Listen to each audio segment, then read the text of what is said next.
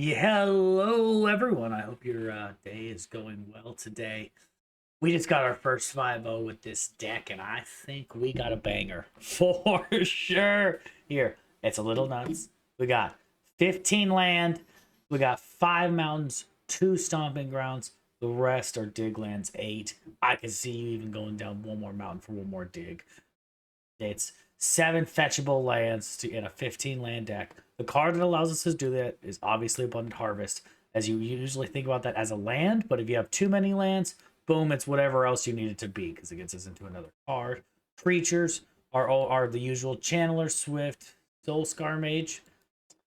Electrostatic Infantry, I think it's a flex slot. I've been liking it a lot, especially with the mutagenic growth. It's gotten me there a few games. I just don't think there's a better creature right now for Prowess. I think that's definitely an upgrade spot down the future, but for right now, it gets the job done. Obviously, you gotta have your Lightning Bolt, Lava Dart, and mutagenic growth. I mean, clearly, easy spells through ends. Metamorphose help us get there. Obviously, get to the next card, especially game 1. You could always look to cut game 2, especially versus control, where they can stop your momentum by countering a Metamorphose. But game 1 is just about get there, get the play for game 3, worst case scenario, and plan for that. So, our other spells here that are really interesting that include our sorcery spells are Reckless Impulse. I think it's a toss-up between Reckless Impulse and Light Up the Stage. I feel as though Reckless does a little bit more. It's one more mana, but it's also one more consistent because it's always 2 mana as opposed to sometimes 1, sometimes 3, which I've had that screw me in my hand before. 2 land, 2 Light Up the Stage is like, ugh, killer, because you have to have a Lava Dart, have to have a Lightning Bolt. So I've lost games due to that. And Reckless, it does cost 2, but it allows us to just get stuff out and get it ready to rock and roll. And obviously, you got to start the game off with 3 breaches. I think that's a pretty consensus. 3 breaches is the go-to for Prowess right now, 100%. So then we off to the sideboard. Jaggy, I think you have to include Jaggy. It's your flood insurance. I know, dude. Y'all see, there's no way I flood with 15 lands, which actually in this league, I actually have one more dig land, so that's why I say you could have more. But I think you want one extra mountain here going forward. But here's what the sideboard looks like. You got your Shattering Sprees for anything artifact ready to rock and roll. Alpine Moon usually comes against Urza's Saga, any Urza land, as well as Amulet Titan. Slow them down for just a little bit, and then any Urza Saga out there, obviously. Dragon's Claw, Burn, it's been on the rise, plus other prowesses, really good against them. Hearse, I've had a lot of people give me pushback on Hearse and say it's not that good, and I can go with the 1 drop in Soul Guide Lantern. Yes, Soul Guide Lantern can replace itself, but if it uses itself, it's done. Hearse is a little slower, but it gives us another threat, and that other threat helps win games. And I think that's just a little better, personally, and it's just helped me out a lot. At least I haven't been convinced yet otherwise. And then Chalice of the Void obviously goes in for Living End with Hearse, as well as Rhinos, which I think Rhinos is probably our worst matchup. I don't like that matchup whatsoever. Just because they play everything that just can wreck us at instant speed, and anything with Fury obviously hurts. So, but here we go. Let's check out this 5-0. Thanks y'all for watching. All right, game 1 on the draw. 3 land. It's iffy, but definitely I'll keep it. Game 1, not knowing I'm playing, especially if this is a decent hand against Hammer. Unfortunately, this is not the best hand for the deck I'm playing. Put out the Bauble. You could see what the top of your library is there, but I kind of more interested to find out what my opponent's playing rather than what the top card of mine is, just to make sure I'm not getting another land. Do see the plane, so it's not creativity at that point.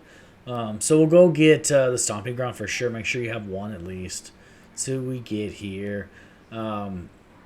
Double land. See, that was killer. So that was almost killed the deck. 15 land and you get that many. A little rough here. We'll do Metamorphose again. You could have waited and done with Soul Scar Mage. That's fine. I just kind of did it that way to see if I couldn't get like another Soul Scar Mage maybe off the top. Wait on the opponent here. Jumps to Fairy. So here we get a pretty good top deck in this Swift Spear. So we can play the Soul Scar Mage and the Swift Spear, and then we Lava Dart the Teferi, so therefore we get the 2 damage in with the Swift Spear. I don't know about you all too. I always like to yield any and all prowess triggers. So right here we get solituded, unfortunately. So it feels like we're pretty far behind in this match. At this point, definitely got 3 land, 1 creature on the field. We're drawing too much land for right now. Drops a second Teferi on us. But luckily we do draw, another Swift Spear. Go in, same concept, Lava Dart it, swing through. We want to also dig and get out this land at the end of the next turn because, the less land we have in the deck, the less chance we have to draw land, and we need gas, especially right now. They have 4 cards in their hand. We'll go get the other green land with the Stomping. Hold up. We draw another Soul Scar Mage. Definitely kind of freak them out with the go get the Giganta swing. Shark Typhoon, we can Lightning Bolt that 3/3, kill it, hit him for 4 damage. Obviously, he draws a card. We play the Soul Scar Mage in main phase 2. And then we throw through. We're really hoping to see no Supreme Verdict here because that would just be a backbreaker that probably ends the game if they do have it, but I don't believe they end up having it here. But a 3rd Tef is still not the worst thing that could happen.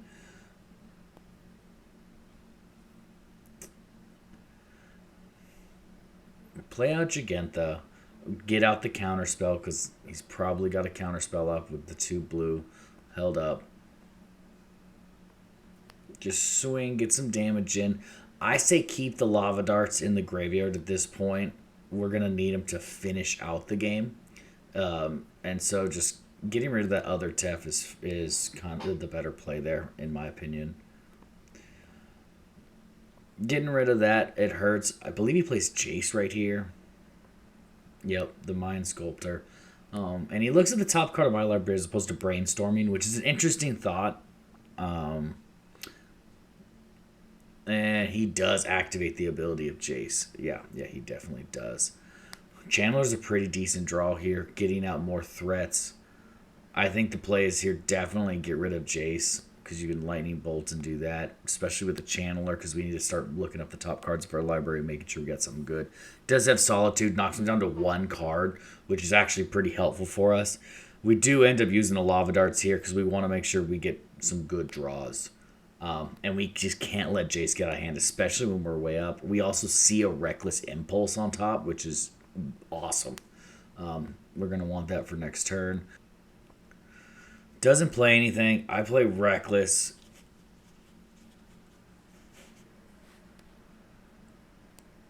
Okay, he does have the counterspell. We don't really want another creature just because we already have 2. He's down to 1 card. If he had a Prismatic, he would have already used it. If he had a Supreme, he would have already used it. So I'm thinking that the card is near useless, the one that he's got, so probably a land.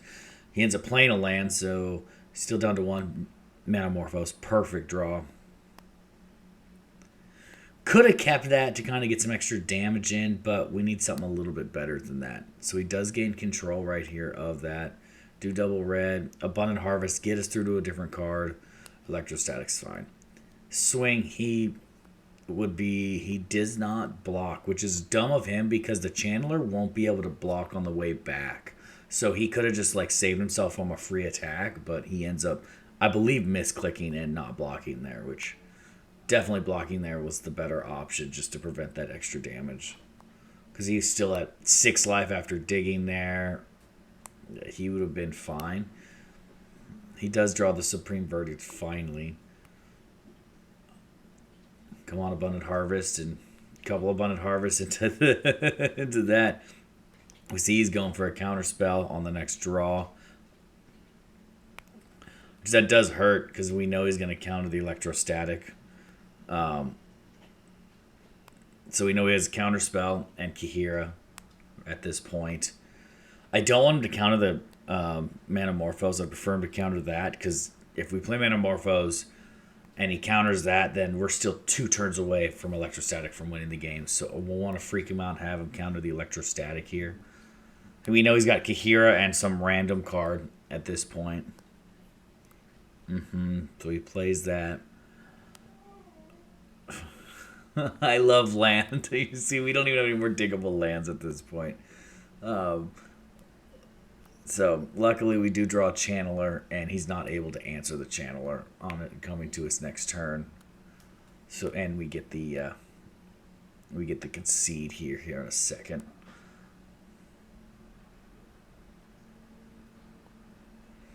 Tries to get me to block, tries to bait me out. Don't let him.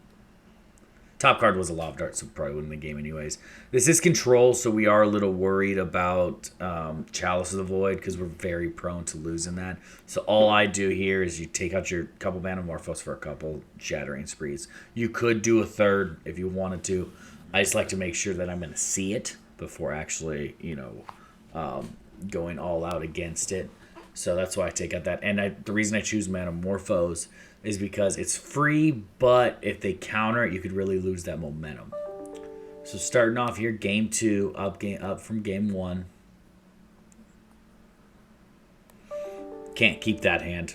No land hand, not good. 2 lands, perfect. This is a tough choice right here. I get rid of the Bolt just because if he's got the Chalice on turn 2, we have to have an answer for that. So that's why I kept that. Always go with the Soulscar Mage first. Opponent does not play turn 2 Chalice, unfortunately, so the Bolt would have been better kept, but I still think we made the right play.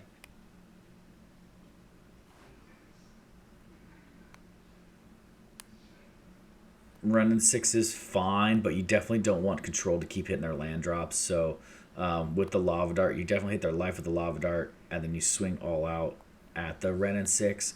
Could have knocked him to 12 there, but regaining that land every turn is huge, and that could beat us in the long run. So we end up making the right play there, but there is an argument to be had that we should have just attacked his life.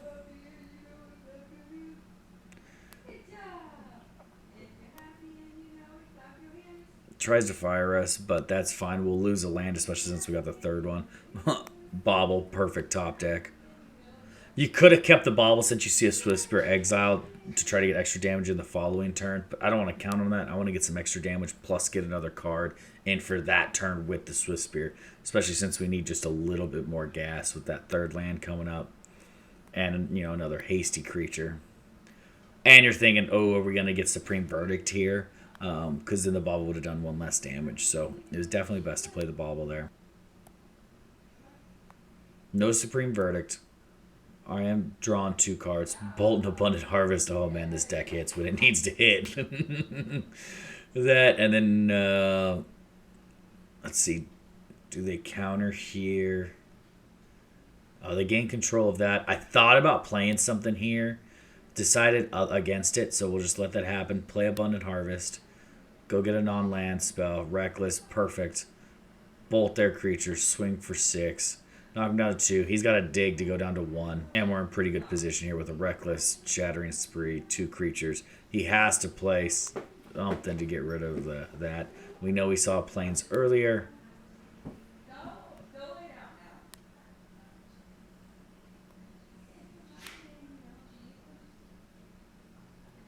Memory Deluge, which is A-okay. We don't care. And then right here, we get the concede. And that's game 1. On to game 2. We got Rhino's 4 land hand. It's kind of an iffy keep. It's hard to mulligan with Prowess, so you definitely keep this hand, even though it's on the cusp of not keeping it.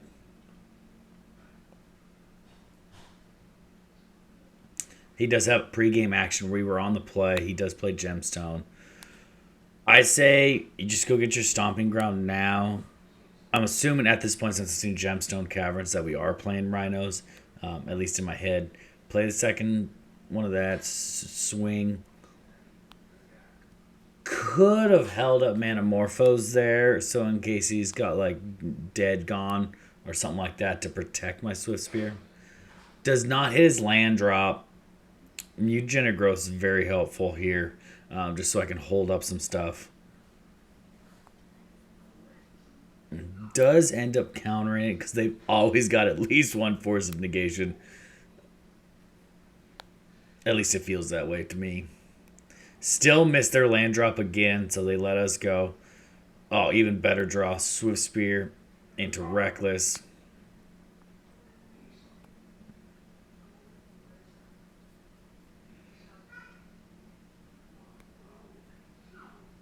They do counter again, unfortunately.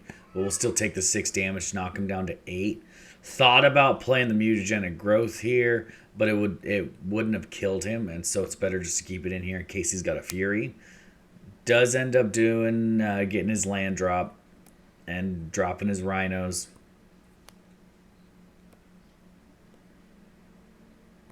Makes me a little scared. I do need a good top deck here. Reckless, gorgeous top deck.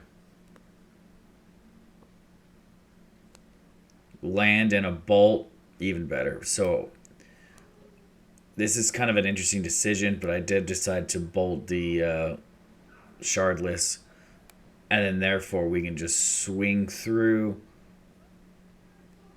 and then you can mutagen growth the last one. Don't have to pay life because we play the proper land.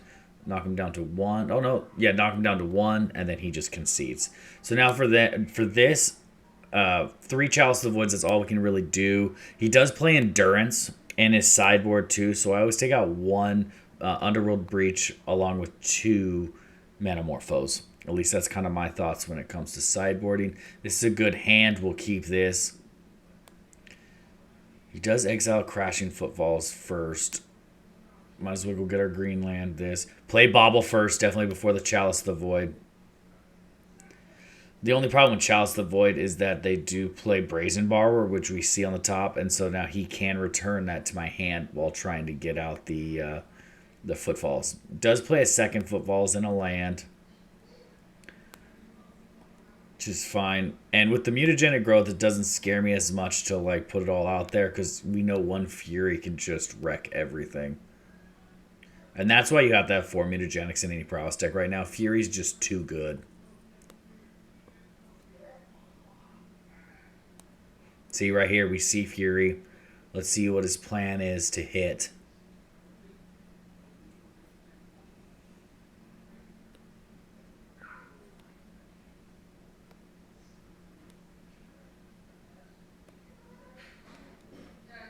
Getting rid of the Evoke first. He does 2 damage on each of those creatures. I'm a little worried if the opponent tries to do something else to hurt Channeler. So actually mutagenic growth the Channeler here.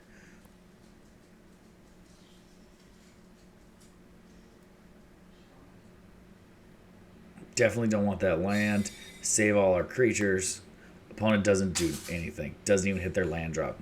Here we do Lava Darted upkeep. Make sure we're hitting a good draw. Thought about that, but definitely decided to throw it back. And then we'll just Lava Dart against as we have another land in hand, which is good because it got rid of that land. And we hit another land. So it keeps the opponent alive. And we know he's got the Brazen Borrower in hand. So obviously his thought is to definitely try and hit the Chalice with that. So we have to try to put the pressure on this turn for sure. Abundant Harvest, we need something a little more aggressive than Channeler. That's the perfect aggressor. Now I know in my head that he has to Brazen Borrow one of my creatures back to my hand, because if he doesn't, he loses. So that's why I'm not too worried about going all out here, because that's his only way of beating us is return the Soul Scar Mage or the Channeler back to my hand.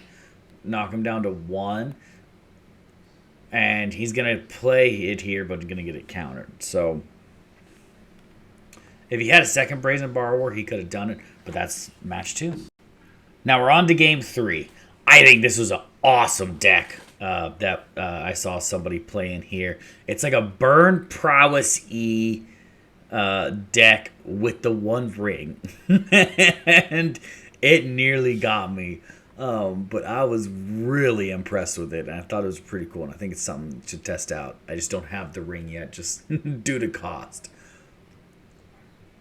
So opponent digs, second mountain, dashes in the Ragi, Hits Reckless. Can't do anything with Reckless, which is good for us. Knowing that he's got a Reg, you got to pay the life here. Could have tried to mutagen, or could have tried to do a little something else, but wanted to try to get a creature on the field like that. Play the Lava Dart, put in the graveyard since we have an extra land. Leaving the second channeler on top. Force him to have to burn them down. And this is when I first seen it. I was like, oh, wow. I was not expecting to see that as an addition in burn with Ragis and everything, but it definitely helps. You mean get it done. Definitely gives you draw function. Side note, in the comments, if you've made it this far in the video, what's the odds that the One Ring gets banned? Please leave your answer in the comments. Opponent thinks here he's got to draw some cards. Plays a second ring, which, like, knocks me out from not doing too much these turns. Underworld Breach, he's lucky because Underworld Breach would have had him lose the game with the mutagenic growths and the two channelers on the field, so that kind of kept him alive. Protection for a turn and basically draw 3 cards. So nasty with the One Ring. Just so utterly nasty. Gets out a channeler, tries to kill my channeler. I wanted to put something in the graveyard first before I do anything. So I definitely mutagenic growth to save my channeler. Don't really need that abundant harvest.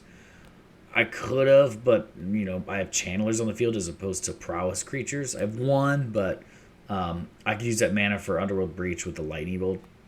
So that was what my thought was from there. He tries the Soulscar Mage down to give my guys counters. But definitely burn the Soulscar Mage, keeping the Channeler on top. Just huge with the Breach. And then I'll just mutagenic growth that one too. Save them both. And now I know he's tapped out. No ring protection. Easy game here. Underworld Breach with the mutagenic growths. Game. So with this one, my thoughts were, let's gain some life. So I put in 3 Dragon's Claws. I really wasn't sure what to bring out, so I just took out one of everything on my 2 drops. Looking back, I probably should have just taken out like Manamorphose or maybe just another Reckless. It's kind of a tough. It's a toss up definitely for sure against this match, which, as I said earlier, the One Ring and burn is a very burn prowessy thing. Is very interesting. I think it might be a little too slow, but I definitely think there's something there to be had with aggro with some later game with the ring. Definitely need to kill the channeler. Could have tried to put up my own channeler and made sure I get the land drop, but I think it's better to kill his channeler. Do have to be worried about Ragi here. Ends up not playing Ragi. Hallelujah. We do draw, creatures and everything like that. I think the players get out the Dragon's Claw, try to gain some life from him. He's already down to 2 cards, so I know that he's running a little weak on that side of things. What does suck here for me is I have a bunch of creatures as opposed to like spells, because if I'm able to get rid of some of his spells, we can do a lot of work. Right here he breaches and, he's going to swing and, the bobble. He can just bobble out a bunch, especially with 2 channelers on the field. I end up getting rid of my yielding because I want to lava dart one of these channelers, but I don't see it till the second go around. So he actually got an extra draw off of bobble than what should have happened.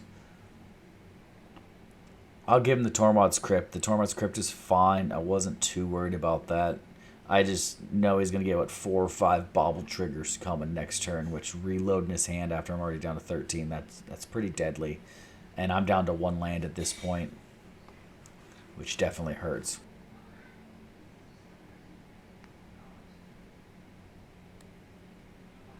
And just play out our creature, gain a life, let him go. From 0 cards in hand to 5. Great turn. Underworld Breach is so good. Just so good without any graveyard hit. Into the One Ring. Do end up drawing a land here, which does help. I was gonna swing, but then in case he's got like mutagenic growth or something, I stopped myself. Probably I should have assumed he doesn't have mutagenic growth just because the way he's playing, and I never see it. And with the life loss from the ring, that's where I could see mutagenic growth not coming into too handy. Syrian Blaze with the one ring. Never thought I'd see the day. But now he's just burning down my creatures and just gonna like play the beat down game, which is what he has to do with the Dragon's Claw on the field for sure. Definitely the right decision by him or her.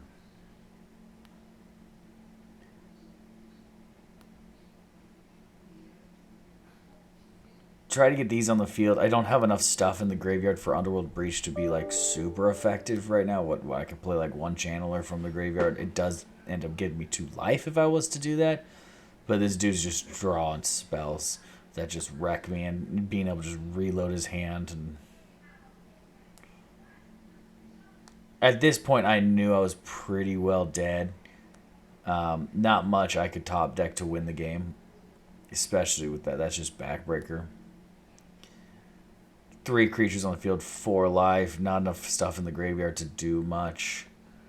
Like, and I end up playing this just to get some life here.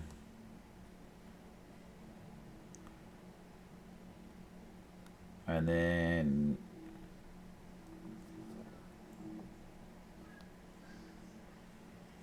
playing with lava darts and all. Oh man, it's just nasty. Just nasty good.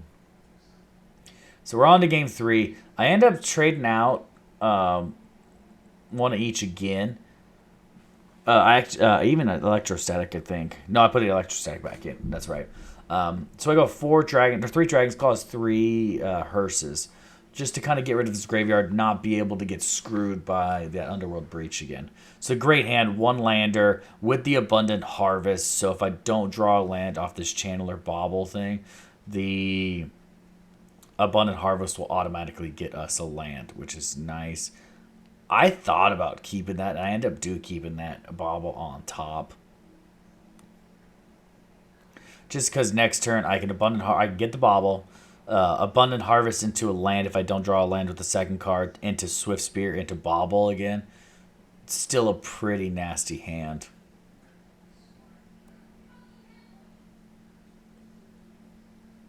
Do that, go to land, get that. Just get a regular mountain, play the Swift into Bauble, swing ahead.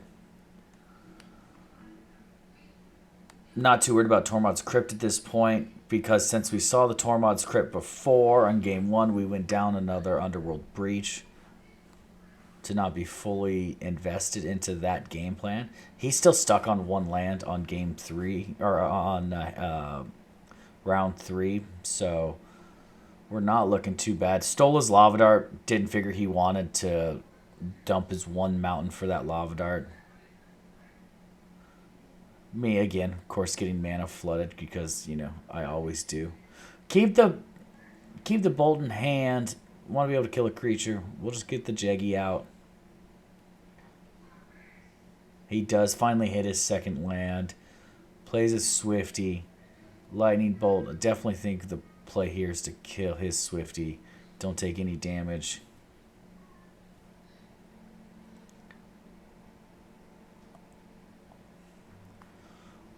Decent top deck in Soulscar Mage. We can't activate the hearse yet, which is a little rough, but it is what it is. Take 2 more. Bauble. Now we can activate the hearse. With that, put him on the pressure game now. Force him to block. He is drawing Skewer, which does hurt.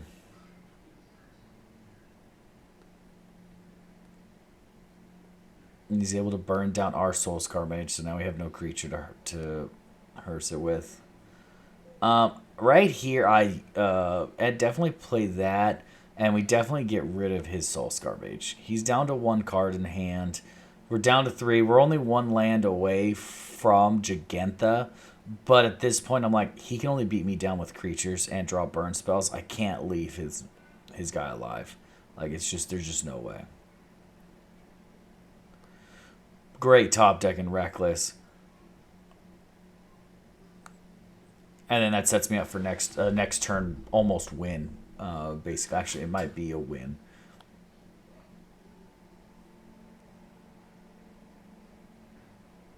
And Hearst is just so good against channelers too. Oh, with a great top deck, go non-land here, into mutagenic growth, just nasty. Bolt that. And now we can crew the hearse and game, set, match. That's match 3. On to match 4. All right, here we are on game 4. Cabal, Coffers, 2 lands, Swift Spear. That's a keeper. Bolt, Dart. Even not knowing what you're playing, that's still a really good hand. We know it's Cabal, Coffers as soon as you see Mountain with the Swamp Land. Second Swift Spear off the top deck. Amazing draw here. Let's go on through. Black's a little rough for us because they can fatal push everything. So mutagenic growth's a lot weaker in this match, which is something we definitely see throughout, and that's one of the cards we actually look to cut when it comes to sideboard for sure against this deck. Mono black allows us to just swing on through into the channeler. Still really good. He's got a lot of good cards against us. I believe he goes and gets the one that makes everything swamps, Urborg, into another swamp and not the Urborg, which I thought was interesting. Game 1, Engineered Explosives is rough, and that definitely got me good right here. Was not expecting to see that. Definitely want that land so we can get this channeler out. But I thought this was going to be back-breaking right here. Into the One Ring, which is even nastier. Back-to-back One Ring decks. Oh, it definitely hurt a lot. Nice thing is we can get a hold up that bauble. I did do the mutagenic growth here just because we were going to lose it anyways, and I wanted more cards in the graveyard, especially mutagenic growth, for Underworld Breach the following turn. So that's why I paid the life there. Do obviously have to be worried about, them having some sort of fatal push or something. If we do decide to go the mutagenic growth route to win it with the Underworld Breach. Field of Ruin's kind of nasty because we've only got 2 Stomping Grounds in the deck. So that could really hurt us in the long run. Lightning Bolt him now. No reason not to. See what the top card of your deck's going to be. I believe they do that to gain them. We don't really want that into more lands.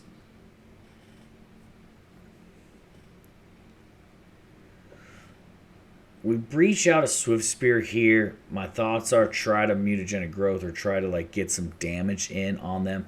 We can also bobble if we need to.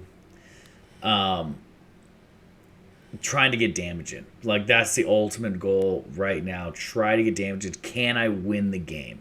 That was my thought to myself. Can I win the game right here? Because it was I could Lava Dart with some mutagenic growths here.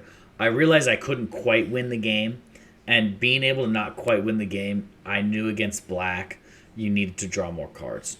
Putting them down a little bit's not going to help us out a ton, especially with the marches like they played last turn on us. So I wanted to get some decent damage in, put out some creatures, draw an extra card, a couple extra cards. Was my thoughts on that turn. That ring just lets them just get nasty stuff. And see, he does draw a march. That's the one thing mutagenics are good against is the march. Other than that, everything else in their deck just kills us instantly.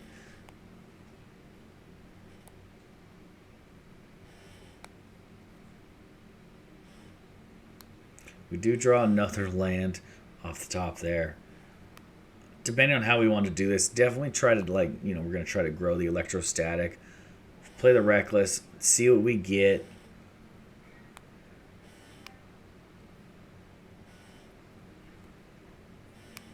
That march or that mutagenic growth is huge because we know he's got that march in hand. So having that off the top was just an amazing rip. And I actually think we go for the win right here with his march. I don't think we quite get the win, Because he's able to gain so much life with that march.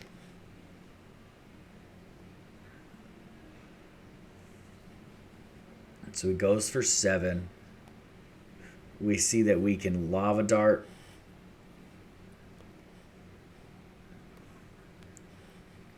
Re-Lava Dart. And then Mutagenic Growth him. And save him. He'll still gain the life, but we're going to knock him down quite far.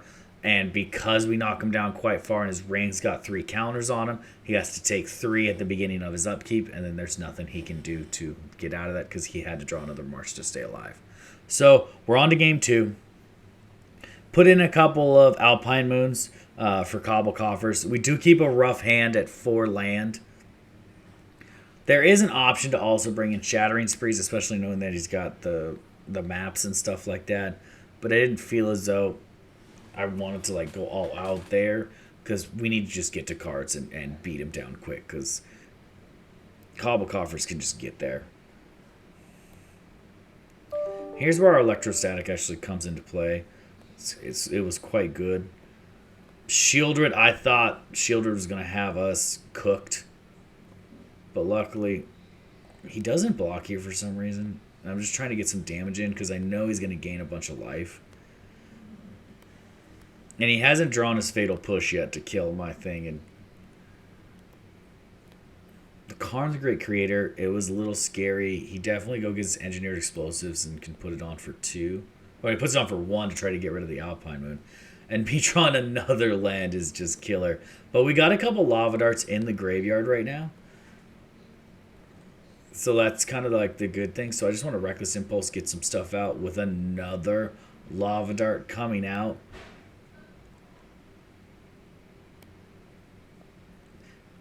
And so we just Lava Dart the Karn the Great Creator down to nothing after we just smack him for a big hit.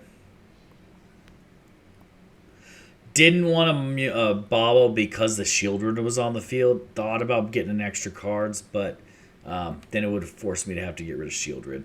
And I didn't have any answers because of how much land we were drawing for Shieldred. Which he can destroy that. That's fine. Play another one of those. He's got a...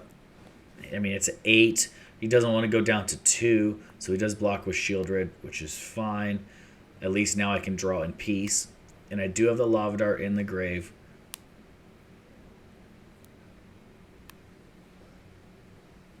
That definitely hurts us a little bit. We go get Jeggy. We don't have enough lands to... actually dig, but because his Urborg's on the field, we're able to actually get Gigantha out on the field. But we actually don't even need to because we top deck a Lightning Bolt into 2 Lava Darts and we take him down for game number 4. On to game number 5 against Hammertime. On the draw, 2 lands, creature, harvest, 2 bolts. We got to take this all day. We do know it's Hammertime pretty much as soon as he drops that. Could be humans, but the next turn does end up giving it away for us. With the Giver of Runes and that. We definitely don't want him to draw very many cards. He's got 2 in his hand right now. So we wait to see if he blocks, and we definitely pay the 1 because we just don't want him to get to a hammer. Because I feel as though he would have dropped the hammer had he have had those cards or anything like that. So... we do pay the life for that. Get this, go get the hammer and kill the Pure Steel Paladin. Swing for 2, but he does block with the Ornithopter. Draws Ginger Brute down to 1 card. We definitely want to kill everything he can, so we pay that again. Lava Dart, and then we'll Lava Dart again. I guess we save the Lava Dart. He pays 3 life to save the Ginger Brute. Down to 2 cards in hand when I have 2 creatures on the field. Forge anew. I think that's a great addition for the Hammertime decks. We definitely put out all these different spells. Just nasty. Yeah, and then he concedes at that point. So for Hammertime, what we do in this matchup, we definitely bring in both Alpine Moons and 3 Shattering Sprees, taking out 3 Mutagenic Growths and taking out 2 Underworld Breaches, leaving 1 Breach, 1 Growth. That enables us to, if they have Sanctifier on Vok, we can still get a flying channeler. So we definitely bolt the Giver of Runes. He does have the Sigarda's 8, unfortunately. We get to our other land with the help of Abundant Harvest. Not too good when we see the Urza Saga here. We do know that we can get to another land. So we get to another land here. The only way we know we lose is when he attaches it to the Inkmoth Nexus here. But if he's got the Surge of Salvation, then he can live through it because I have the Lava Dart. So had I actually played the Channeler as opposed to waiting on the Dart, I could have maybe came back and won that game. But I did lose to that Surge of Salvation by giving it protection. So we're on to game 3 for all the marbles for game 5 here. We do take the play, obviously. It's a little risky, 1 land, but we do have the bauble. So we do end up grabbing the green land with the bauble. Luckily, he doesn't play anything turn 1. So our turn 2, we dig out, get another land out of the deck. Lava Dart him, swing for 4. He plays Rest in Peace, which is honestly fine. Play that into Reckless, into Bauble. Swing him, knock him down to 6. See what he's got. There's no way for Inkmoth to come back. And we have the exiled Metamorphose with the land and Dart. At this point, I knew was pretty much over. We're not going to pay the extra 1 because we don't really care about that. Into Bauble, into darting that, into Reckless, into Abundant to just hit him for 18 on that turn. And we got the 5-0. Thank y'all for watching. Please like and subscribe. Tell me what you do and don't like about this video so we can help improve the channel in the future. Y'all take care.